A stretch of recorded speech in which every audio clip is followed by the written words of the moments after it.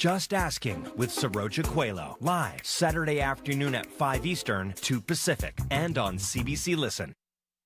You know the feeling of finding a really good podcast? Or the feeling of someone always being there, like your favorite radio show? Stream CBC Podcasts, CBC Music, and CBC Radio anytime, anywhere. Download the CBC Listen app. This is CBC News. At 12 o'clock, we're at 27 degrees with sunny skies and a heat warning in downtown Winnipeg. Good afternoon, I'm Matt Humphrey. At the top of the news, guilty of first-degree murder on all 4 counts. That was the ruling this morning in the case of admitted serial killer Jeremy Skibicki. The CBC's Josh Crabb is at the law courts. There was a loud round of applause and cheering from family and supporters in the courtroom as King's Bench Chief Justice Glenn Joyelle finished reading his decision. He found Jeremy Skibicki guilty of first-degree murder on all 4 counts in the deaths of Morgan Harris, Mercedes Myron, Rebecca Contois, and an unidentified woman given the name Mushkade Bishake Ikwe-Ibon. In his ruling, Joyelle told court he gave full consideration to Skibicki's defense he was not criminally responsible, but ruled Skibicki did not have a mental disorder at the time of the killings. He told court Skibicki knew the killings were wrong from a legal and moral perspective. Joyelle called the facts of the case jarring, numbing, and mercilessly graphic. The sister of Mercedes Myron, Jordan Myron, said outside court she's feeling great after hearing the decision. Myron's grandmother, Donna Bartlett, offered brief comment saying she's happy. Josh Crabb, CBC News, Winnipeg. The grandmother of Mercedes Myron spoke briefly outside court of the decision. Donna Bartlett is relieved. It's been hard, but it's good. He got convicted of murder, and I'm glad of that. I really am. I'm happy. I was worried. So now the next step is bring my girl home. And you'll hear more on this story as it develops throughout the day right here on CBC Radio 1. You can also read more on our website, cbc.ca/Manitoba.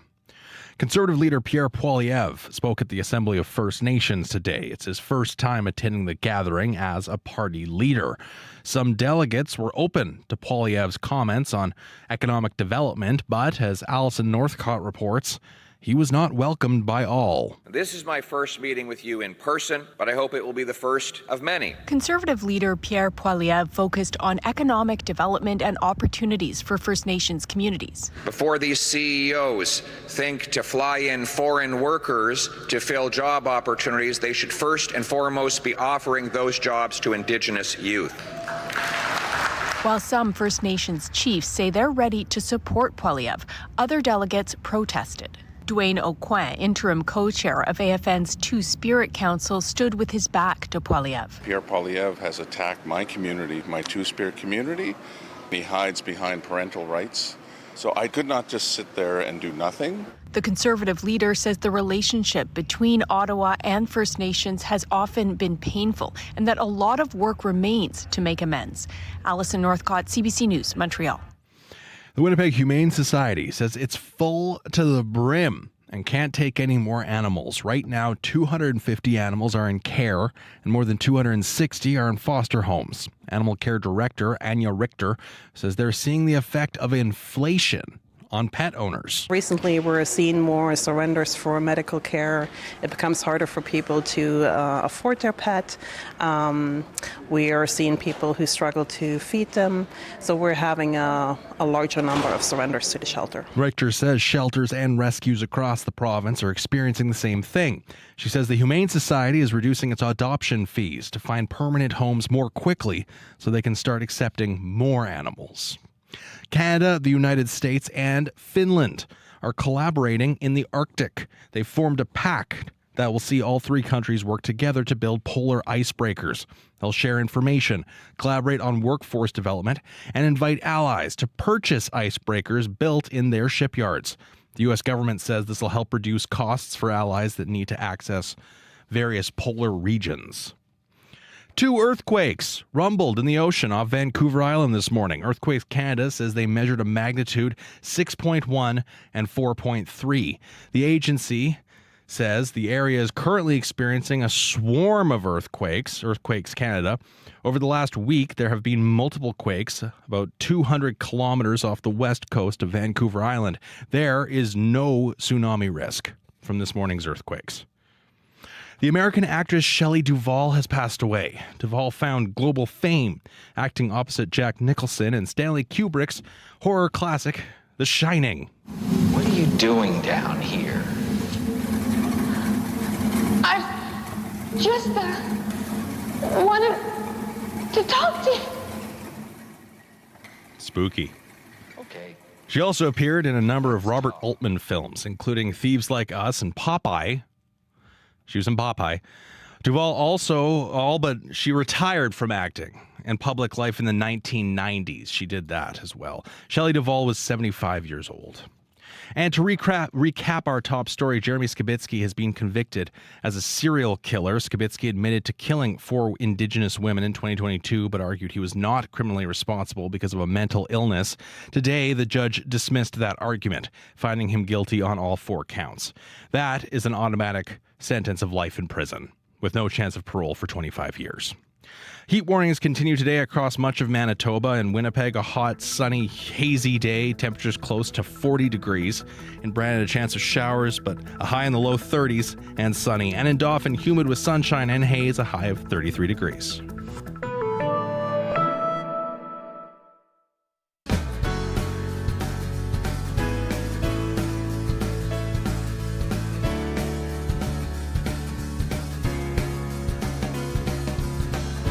Hello, my friends. Thanks for joining us today for Radio Noon. I'm Janet Stewart.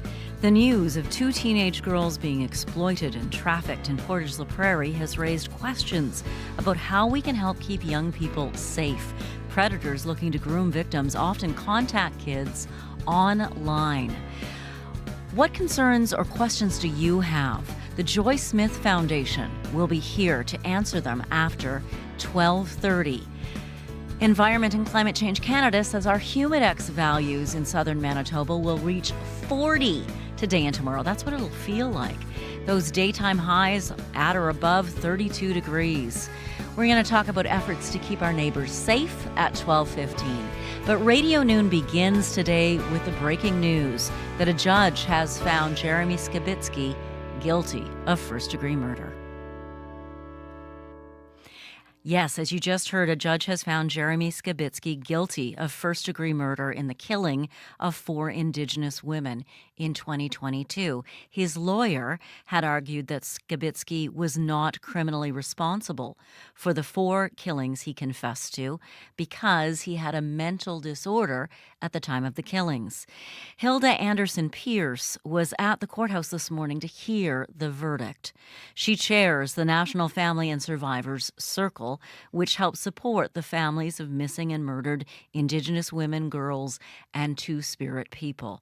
She spoke with Natasha Fata on CBC News World just moments ago. Hilda, let's begin with your initial reaction, because we didn't know a few minutes ago, but now we know. First-degree murder, guilty on all 4 counts. You know, first, my reaction is thinking of the families, who've been deeply impacted by the homicide of their loved one, and just sending my love and prayers to each and every one of them, and for them to witness, justice today, to see the justice system, really serve justice for Indigenous women in this country, to hear the judge determine that the perpetrator was not criminally was charged with 4 first-degree murder charges, and he was found guilty. My heart, I was so nervous listening in, because we've seen a lot of injustice in the justice system when it comes to seeking justice for Indigenous women, girls, and Two-Spirit and gender diverse people in this country. So right now, I'm still processing, the finding of guilt, and what that means to us as Indigenous women, girls, and Two-Spirit and gender diverse people in this country. It clearly demonstrates that, we can achieve justice in this country for our little sisters, who've been cruelly taken from this world and who are being disposed of in landfills. And it sends a clear message to society, that you can't get away with murdering us and disposing of us in landfills. I'm glad you brought that up, because this idea of justice, and it's a step for many in terms of getting justice for what these families have lost. But there is injustice if you believe your loved one is thrown away in a landfill. And that is still an ongoing battle for some kind of justice for these families, for the women and the girls and the sisters who are saying, we want the remains, what is left of our mothers and our sisters and our daughters, to come back to us. How do you help support survivors and families when what was done to their loved ones' bodies is so cruel and so inhumane? That's going to be a lifetime of trauma that each and every one of those family members and even the community, that's been deeply impacted by what has happened. And, we see a lot of, as Indigenous women, girls, and Two-Spirit and gender diverse people, we deserve dignity, we deserve justice. And, for the Winnipeg police negligence and failure to immediately search the landfill is, really detrimental in the way that, the faith that we have in them, that they will search for us and they will, launch a full investigation and do what they absolutely can to ensure that our loved ones' remains are recovered. The family should have never, ever had to do what they're doing, for their loved ones to be brought home and to have a ceremony and a proper burial for each and every one of their loved ones whose remains are still in the landfills, and that in itself, as Indigenous people, when our loved ones die, and especially when they're taken in such a cruel and violent manner, that in itself adds multiple layers of trauma. But just to be able to have that ceremony and to say a proper goodbye and to have a place, where your loved one rests and where you can visit and where you can honor them is really, really critical for their pathways of healing and wellness and moving forward as well. Okay. Hilda, we've run out of time, but just very quickly, if I could ask you, and we're waiting to hear from the families who are at the court, if you could speak to any of them, what guidance would you give them at this point? Today was a day for justice for each and every one of you, but please remember to take care of your spirits, because of all the trauma that you've had to endure and that you have to continue to endure, and give yourself space to grieve your loss and to gather and support one another and to hold each other up as you journey forward, because I know the journey that you're going on and have been on is a very difficult journey, and just to really, surround yourself with love and community support. Hilda Anderson-Pierce, thank you very much for your time. Thank you. Hilda Anderson-Pierce is chair of the National Family and Survivors Circle. She was speaking with CBC's Natasha Fatta on News Network just a few moments ago. Right now, families are talking with reporters outside the courthouse here in Winnipeg. Stay with CBC Today for further reaction to today's guilty on 4 counts of first-degree murder verdict.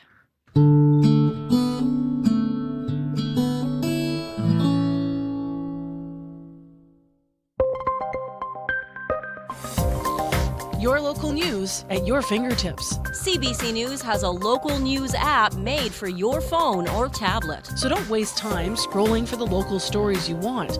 Just download the app to get the information that matters to you when it happens.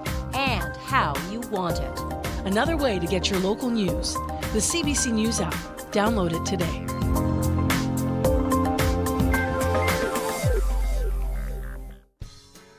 It's just about 12:15 here in Manitoba. You're listening to Radio Noon. My name is Janet Stewart. Thanks for being with us today. We've got a lot of important stuff to talk about in today's newscast.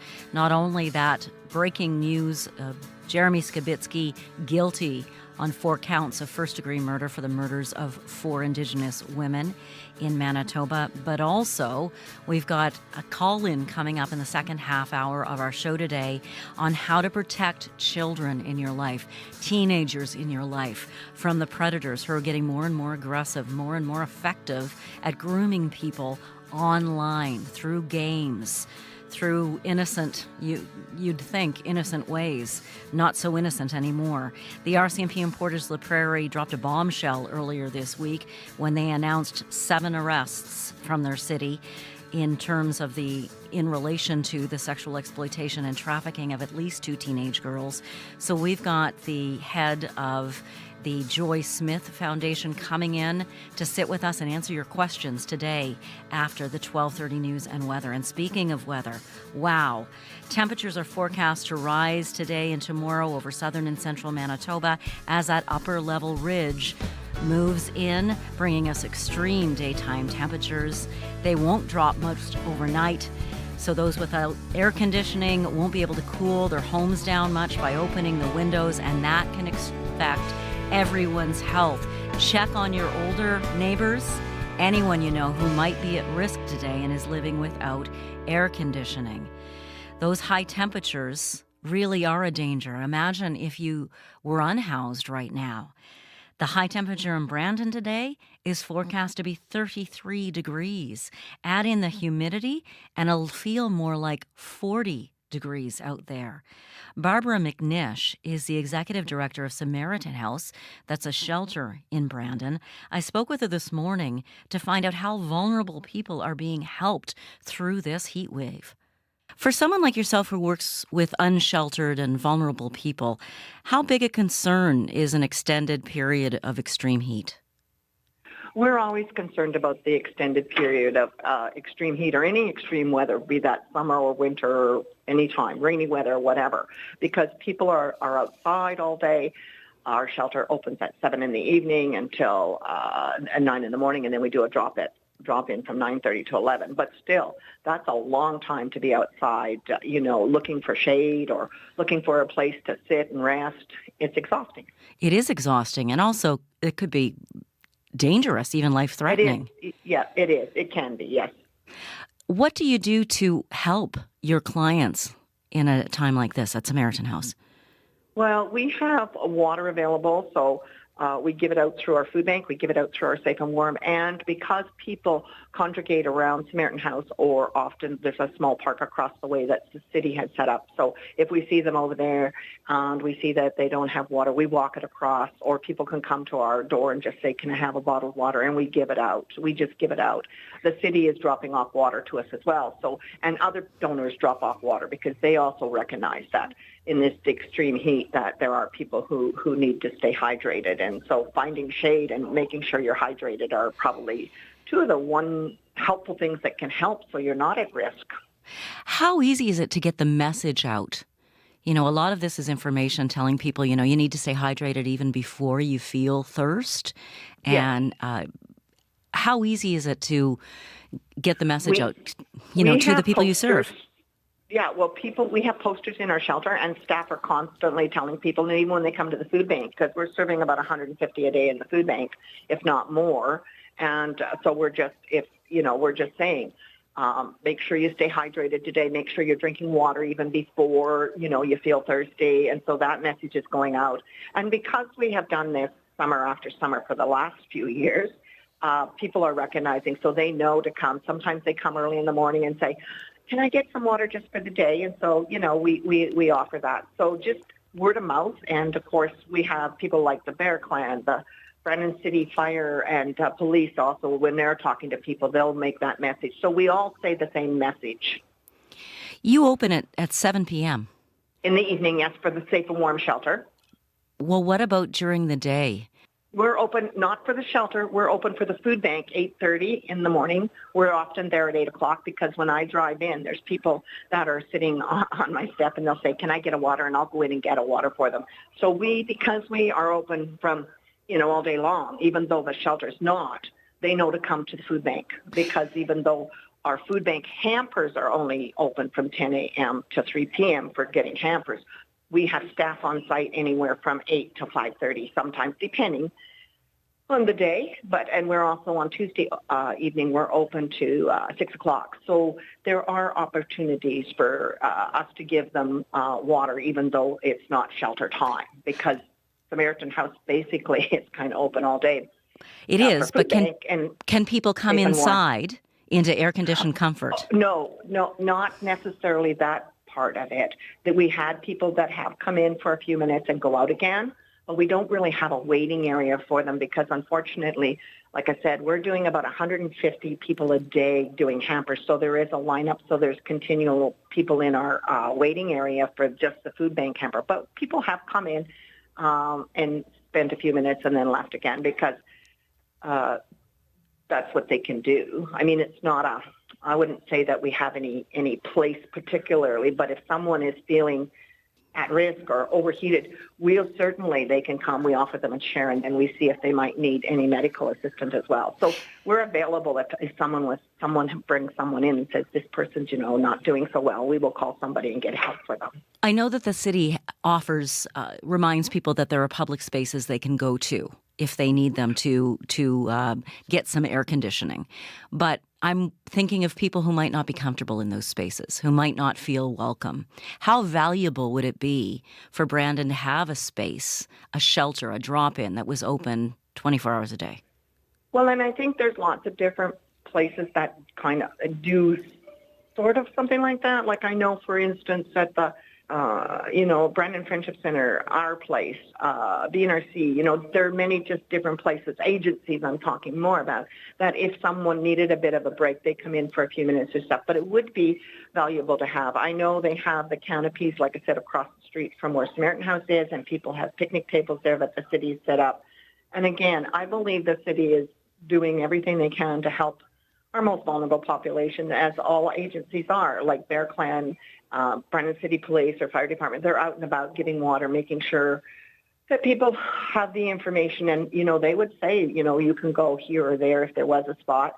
The parks where there's lots of different shade. Now, I still know in this high heat that shade, it's still a bit of a issue because I know for myself, even being out and about, even though I'm standing in the shade, it's like I need to go someplace else. You know what I mean? So we just need to be very mindful of our vulnerable population and what their need is. And we can have, like I said, a variety of places just for a few minutes, even to get out of the heat or out of the high hotness of what's happening in the next few days. The city of Brandon is well aware of what is needed, I think, and I think they're working on, at least in my experience, we've always worked together to make sure that we keep people safe. Here's a different question. What about sunscreen or hats? Well, you know what? We do give out hats if we have them.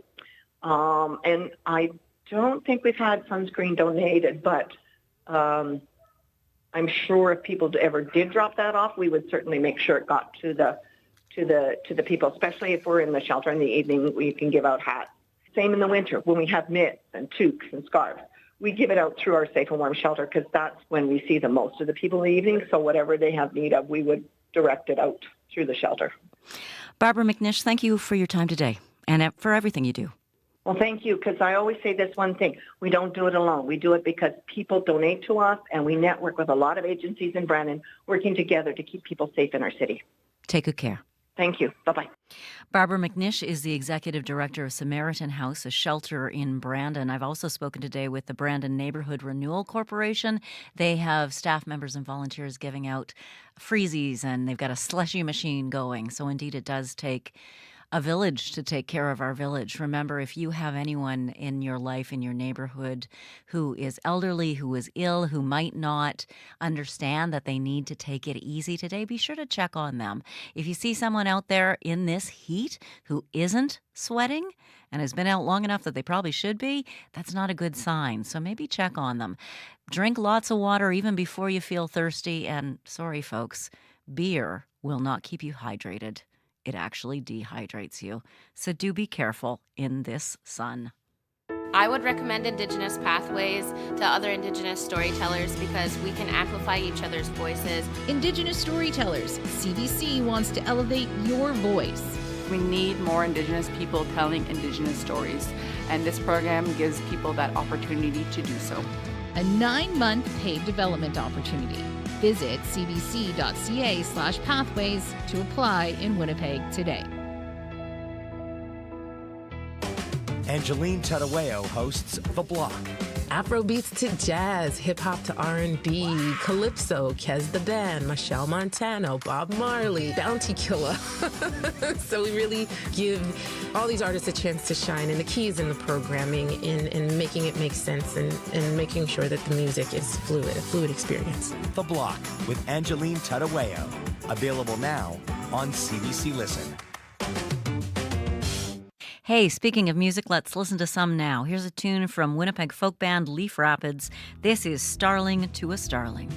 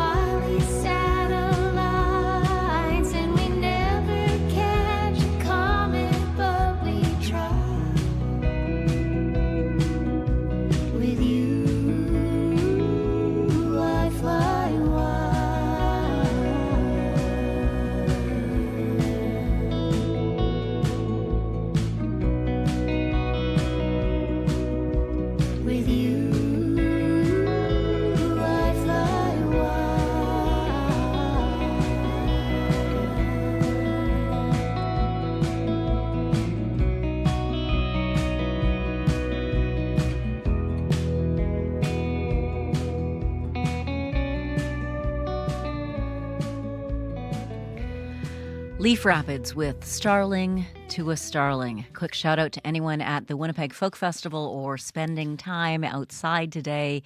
Sunscreen, hats, lots of water. We often see people get terribly, terribly sunburnt. And as we heard earlier this week on one of our call-in conversations, that can actually dramatically increase your chances of developing melanoma or other types of skin cancer. So do be careful. Today we've got extreme heat, an extreme heat warning sitting over most of the province, central and southern Manitoba. Temperatures are forecast to just keep on rising today and tomorrow as well over southern and central areas.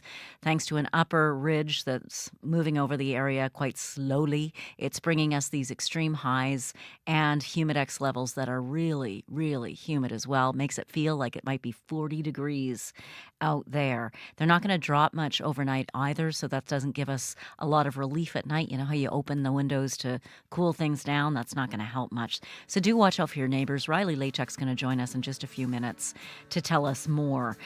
We are then going to be joined by an expert in protecting children and trying to prevent human trafficking. So you can call in what questions or concerns you have, share them now. 204-780-0893, or you can text us at 204-588-7355. Right now, it's time for your news. This is CBC News. At 12:30, we're at 28 degrees with sunshine and a heat warning in downtown Winnipeg. Good afternoon, I'm Matt Humphrey. At the top of the news, Winnipeg serial killer Jeremy Skibicki has been found guilty of first-degree murder in the killings of 4 Indigenous women. Skibicki admitted to the murders, but argued he was not responsible because of a mental illness. But as Karen Pauls tells us now, the judge disagreed.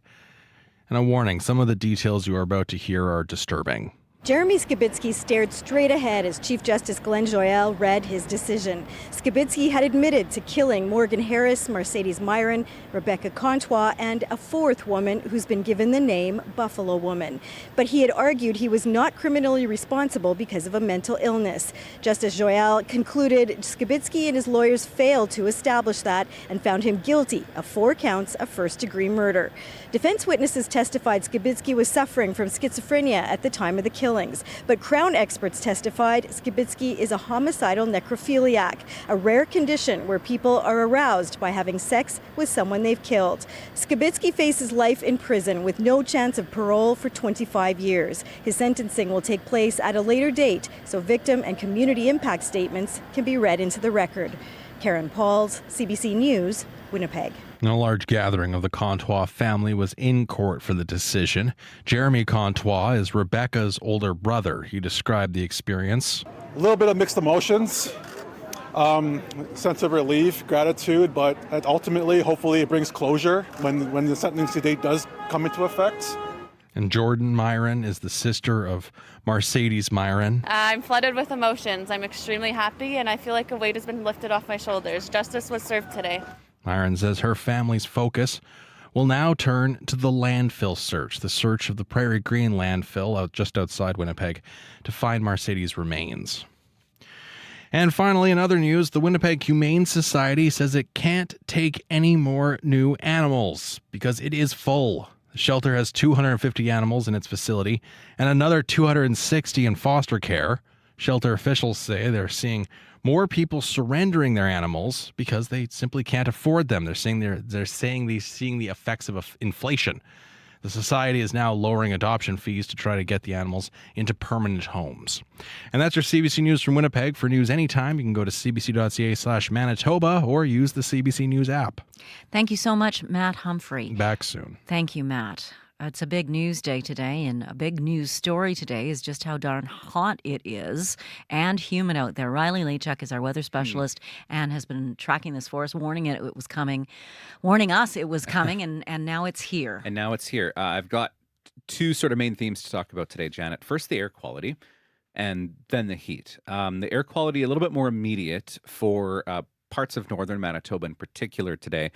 So places like Thompson, east to Gillam, into Shamattawa, the Island Lake region, Lynn Lake, Flin Flon under this air quality statement. This is because along that ridge in the jet stream that I was talking about that is really bringing this heat into southern Manitoba, there's been an area of smoke from wildfires in BC and Alberta that is kind of riding that ridge right into northern Saskatchewan and northern Manitoba, bringing us some air quality concerns today. So expect smoky, hazy conditions to persist not just through today, but through tomorrow into Saturday for parts of northern Manitoba. For the rest of us, that heat warning remains in place. We're looking at very warm temperatures close to 40 or hotter, feeling like that with the humidex values over the next couple of days. We do start to see that ridge start to break down a bit as we get into the weekend. But yes, a couple of very hot and very muggy days ahead for us in Manitoba. Satellite and radar, not a lot to see right now. Mainly sunny skies. A few scattered showers once again today through northern Manitoba. But by and large, we're looking at very sunny conditions today. That wildfire smoke does continue to kind of track a little bit further to the south. So we'll notice again, I think around sunset tonight, you'll probably notice a bit of a haze, maybe a bit of a more orange or red sunset tonight here in the south, but more smoky conditions through the north, especially as we get through the day Friday. And certainly into Saturday, we're looking at those smoky and hazy conditions really picking up once again as we get into the day on Saturday, particularly through northern Manitoba. Otherwise, we're looking at mainly sunny skies through Friday. A chance we could see a few overnight thunderstorms tonight. Otherwise, mainly sunny skies through Friday into Saturday. Another mainly sunny day with maybe a bit of instability again late in the day, just because we're looking at some very hot and very humid conditions. And then we're back under the influence of high pressure as we get into sort of early next week. So forecast temperatures this afternoon looking at generally 32, 33 across southern Manitoba through the afternoon hours today. The north looking at temperatures into or close to 30 through places like Thompson, Flin Flon, the Pas, getting down to about 20 degrees tonight across much of the province, and then back up into the 30s by the time we reach the afternoon hours tomorrow. Looking at the next few days, I want to talk about, pardon me, Folk Fest in particular. Busy weekend for that, Janet. 31 for Friday, a mostly sunny sky. Risk of afternoon storms for Saturday, 28. And I've got 28 for Sunday with a mostly sunny sky. And then temperatures do moderate a bit early next week. But again, as I mentioned yesterday, the longer range models are looking at a return to that really hot weather again as we get towards sort of the end of next week once again. And this heat wave is all over Saskatchewan. It's all over Saskatchewan. It's a big chunk of Ontario. Through Alberta into the interior of BC. That ridge does break down a bit, so places like British Columbia into parts of southern Alberta, we'll start to see those warnings lifted and temperatures moderating a bit, but still Saskatchewan, Manitoba staying very warm through the next few days. Riley, thank you. No problem. Riley Leitchuk will be back during Up to Speed today. Chloe Friesen will be hosting that program for you today, and then Riley will be on the television newscast and our YouTube newscast, as we should probably start referring to it here on our CBC Manitoba YouTube page from 6 to 7 today. Or see the handy thing about YouTube, you can watch it whenever you want to. Okay, today we're going to talk about the bombshell that the RCMP dropped earlier this week. News that 1 woman and 6 men had been arrested for human trafficking and child exploitation, they say, in Portage la Prairie. Police said they knew of 2 15-year-old victims, but in that announcement, RCMP also said that they believed there were other victims out there. We want to know, what concerns do you have about how to keep kids safe from predators? It's the summer. Everyone, if they're young, is online as much as they possibly can be, and that's one of the places where predators search for victims. What can you do to help protect the children and teenagers you love? Janet Campbell joins us now. She's president and CEO of the Joy Smith Foundation, a Manitoba-based organization that raises awareness about human trafficking in Canada. I'm really grateful for you being here, Janet. Thank you. It's great to be here. Your reaction to what RCMP announced on Tuesday? Well, these are the kind of cases, unfortunately, that we see in our office every day. Certainly, I was pleased to see the incredible work that the RCMP put forward in this case to be able to make the arrests and lay these charges against individuals that would do such a heinous crime. I also always think in these instances about those people that have been affected by what's happened here. So it's certainly a very significant case, a very significant arrest, and we're really pleased to see that. What concerns or questions do you have, Manitoba, as you're listening to my conversation with Janet today? Weigh in on this. What worries you? 204-780-0893. 204-780-0893. Do you have a question or a comment, a scenario you'd like to propose and see what Janet thinks about it? Advice on how to raise this conversation with your teenager? 204-588-7355. If you want to text us, again, that's 588-7355 for texting. How prevalent is human trafficking in Manitoba? It's much more prevalent than people realize. One of the things that we refer to is the fact that luring and human trafficking activity is occurring less than a kilometer from wherever somebody is sitting listening to this right now. Less than a kilometer, even in rural areas? Absolutely. So in this day and age, with the digital world being what it is, kids are online, they're on social media channels, and these predators that want to prey on vulnerable individuals have unprecedented reach to access them. So, if you think back, I'm dating myself now, but growing up, stranger danger was really about that individual that may pull up in the car and offer you candy and ask you to help search for their dog. But nowadays, with kids being online and having access to the digital world in the way that they do, that circle of strangers that they're potentially interacting with on a daily basis is greatly expanded. 204-780-0893. If you have a question for Janet, if you want to text us again, it's 204-588-7355. We used to think that, growing up in the country, it's a safer, better place to raise kids. And it is in many ways, you might think. But how do those predators sneak through? Yeah.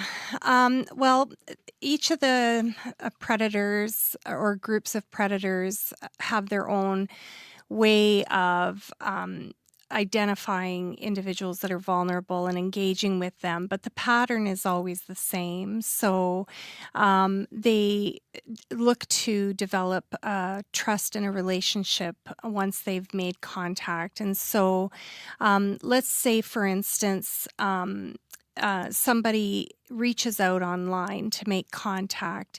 They're just looking to come across like a friend or a romantic interest and make a connection. And for somebody on the receiving end, they may think, oh, this is great. I've met somebody who really gets me. I've met somebody who, really is holding me in high regard. And in that, their guard starts to go down. And what happens is these predators will start to learn and identify the vulnerabilities, and they will then use that. When you say they're trying to identify someone who's vulnerable, what are those things they're looking for? Well, quite frankly, I know from being in schools, many of our youth continue to have public profiles on their social media accounts. And as a predator, they're going to first go where those are not protecting themselves in that sense. They're putting themselves out there publicly, and they're going to go and make contact. So in and of itself, you're vulnerable as soon as you're visible to somebody looking for you. So that's a settings issue. It is. In your settings, in the social media, make sure all the kids in your life, anybody who's on social media, even you, if you're a grown-up too. Yeah. I mean, we're talking specifically about teenagers here, but all of us need to be aware of that setting. You don't want it in public. You don't. And even if you have a private setting, it's really important that our youth understand privacy and the whole concept of privacy, because it's almost like you're putting your entire life out there for the world to see, and people can learn a lot about you given the access to do so very quickly. And they can then use that information. So it is something that, when you have a private setting, it's even adjusting your bio in your description so that that bio maybe doesn't have your real name, so it doesn't have your location or your school. Because even with a private setting, somebody may still be able to see your picture and the short little bio underneath. And so it's making sure that you're taking those steps to really open up your circle of connection to those that you want to be connected with. What we know from working with kids in schools is that they will get friend requests all the time from people that they don't know. So let's imagine now that you go ahead and you accept that friend request. Well, once you accept that friend request, that individual may have additional visibility to your pictures, to your posts.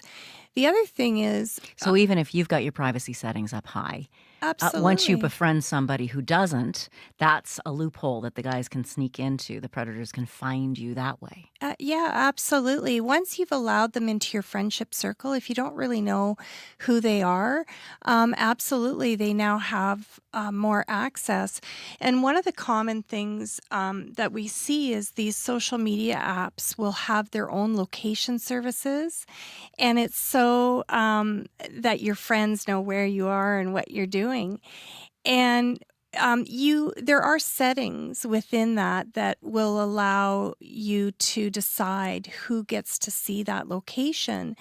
But if your location services are turned on to somebody who's in your friend group who really is a stranger, they can connect and even know where you are. And the thing that I'm thinking too is I get friend requests all the time from friends, but it might not be friends. It could be somebody who hacked into their profile, and so it says it's X person. Oh, I've known them for years. They're safe. Yes. But it's not really them. It's so true. And this is another thing that we see if say somebody accepts a friend request, and what these predators will then do is send out requests to everybody in their friend group. And so the next person picks up that friend request and goes, oh, my friend knows them. They must be safe. I'll accept them as well. And so they can very quickly navigate and connect with lots of individuals. How do you have the conversation with teens, though, when so many people want to be social media influencers now? They want people to see their videos. They want people to discover them as a great singer or a great dancer or whatever. You know, there's a lot of dreams on the internet, and people feed off that positive reinforcement, especially when you've got a young developing brain that just really needs that sort of love, you know?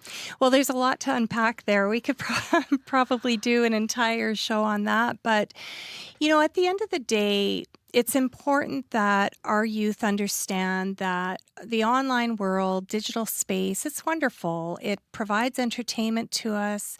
It helps us to learn and access information and stay in contact with our loved ones. But there is the side of that environment where there's a lot of things that are not real. It's not real world. It's not real life. For example, there are videos that may look a certain way, but they've been altered. Absolutely. And AI now. Absolutely. You can change anything. 204-780-0893. That's our phone number if you want to call and join the conversation here.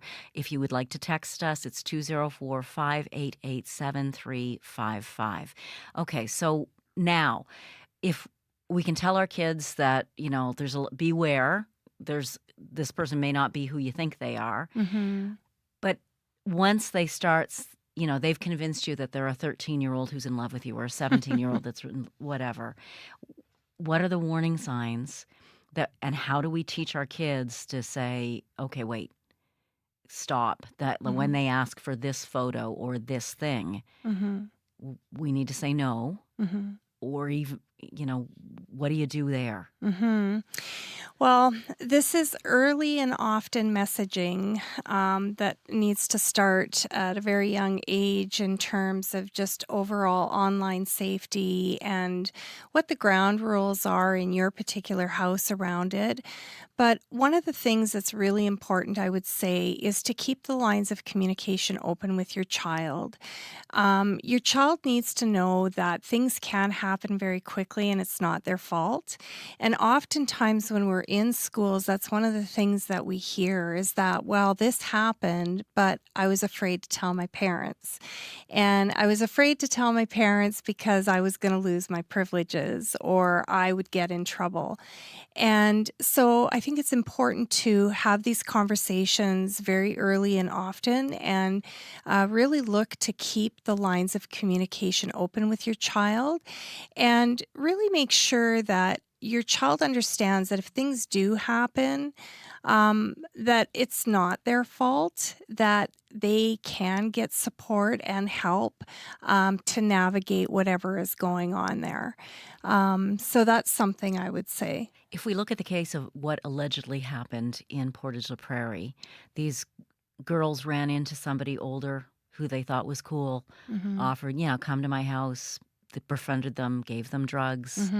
We don't know what happened, but that's there may have been threats there. Yes. And same with the kid who, thinks they're sexting, sending a photo to somebody who really likes them and is their same age. And then they get a threat that maybe I'm going to hurt your family.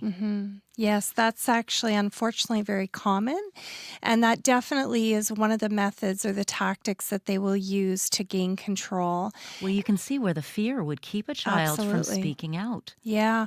Well, and what happens is the child feels ashamed. They feel like they're to blame because they went with that person or they said yes to a situation. And so that blame and that shame factor can really stand in the way of them being able to. When you add to that then the layer of fear that they may have from somebody threatening them, it can become really a monumental thing for them to overcome. Again, very young minds, and it's very difficult to navigate some of these complex situations. So as adults, what do we look for? What are the signs that a kid is struggling with something?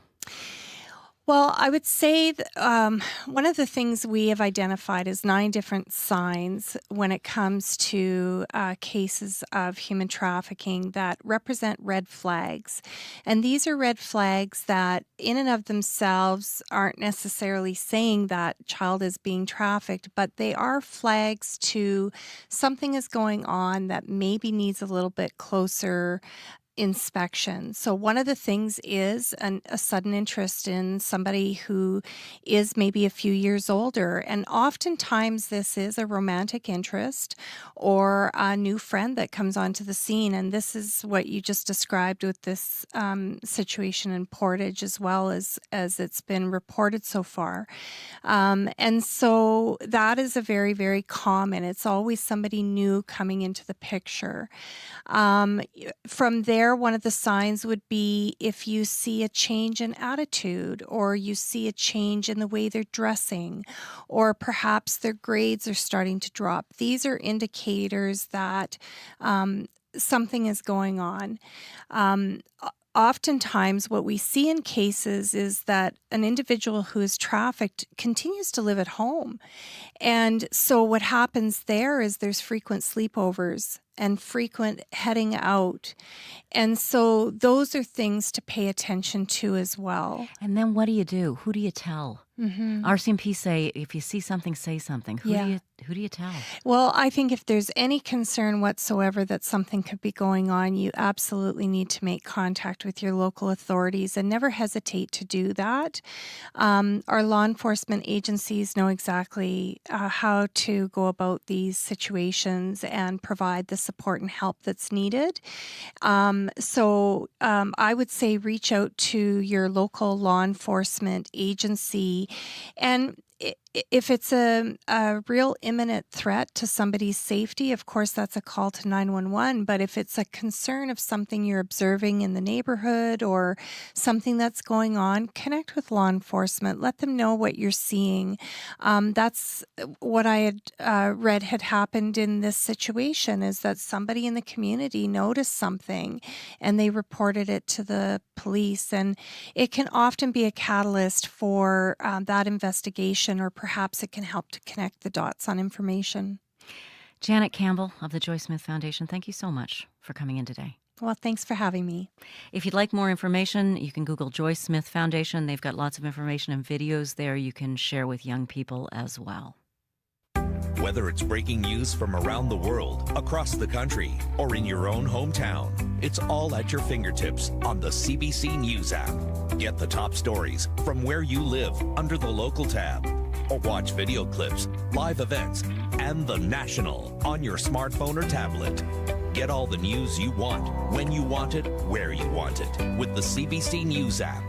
Download the app for free today.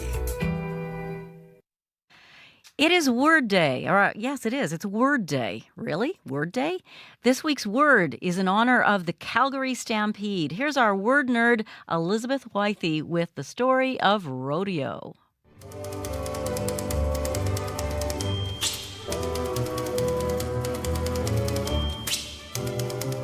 What's a summer out west without a good rodeo? It's boots and chaps, it's cowboy hats, it's spurs and Or if you're in Calgary this week, a really big rodeo. and they call the thing a rodeo. The Stampede is one of the world's biggest, drawing well over 1 million visitors to the grounds every year. And sure, it's a festival and a fair too, with midway rides and carnival games. But the rodeo events are what make the Stampede famous. At the rodeo, we're all headed out for the rodeo. Grab you a gal and let's all go. We're headed for the Calgary rodeo. Do you ever wonder, though, why we call it a rodeo? The word comes from Spanish, rodeo, meaning roundup. And the Spanish verb, rodear, means surround or encircle. It's in reference to a pen for livestock, say at a market or fair. All those animals contained inside a fence for people to admire, inspect, judge, maybe even buy. There's a rodeo poster, all faded and torn, in the case with that beat-up guitar. And the ghosts of the memories he's tried to forget, riding too long, too hard. Rodeo is related to Latin words like rota, meaning wheel, rodare, meaning revolve, and rotare, meaning rotate. Me and your cold driving in the snow, let the good times roll, let the good times roll. Ah, Calgary king of the rodeo, let the good times roll, let the good times roll. A lot of country and Western terms come from Spanish, borrowed from the lingo of Mexican cowboys. Vaqueros, lasso, ranch, vamoose, corral, wrangler, just a few of the examples. Not to mention stampede. This also explains why that ritzy, palm tree-lined street in Beverly Hills, Rodeo Drive, is pronounced differently to rodeo. They're saying it the Spanish way. For CBC Radio, I'm Elizabeth Withy. And you know, if you've ever had a word that you just wonder about, you can always email wordnerd@cbc.ca. Chloe Friesen, not a word nerd. Are you a word nerd? I'm a bit of a nerd in I stuff. love those segments. I Yeah. always learn something new. So That's I would true. say I'm a fan of word nerds. Fantastic. That is good. You're also a fan of Olympians. Luckily, we all are. Yes, I am. And so on Up to Speed today, a couple from Steinbach, they're trying to rally the community to support a local volleyball player who is heading to the Paris Olympics. So cool. Born and raised in Steinbach, but it's extra special for someone in this couple. She competed in the 1996 Olympics herself in the same sport. Oh, cool. So apparently Steinbach is just full of Olympian volleyball players. Right. And I did not know this. Well, I'm so glad that you let the rest of us know. So we will meet all of them on Up to Speed. Looking forward to it. Chloe Friesen hosting Up to Speed today. That airs here on CBC Radio 1, on your CBC Listen app, and on your CBC News app between 3 and 6 p.m. Faith Fundal, who normally hosts that show, is filling in for Marcy Marcusi on Information Radio right now. Thank you so much for being with us today.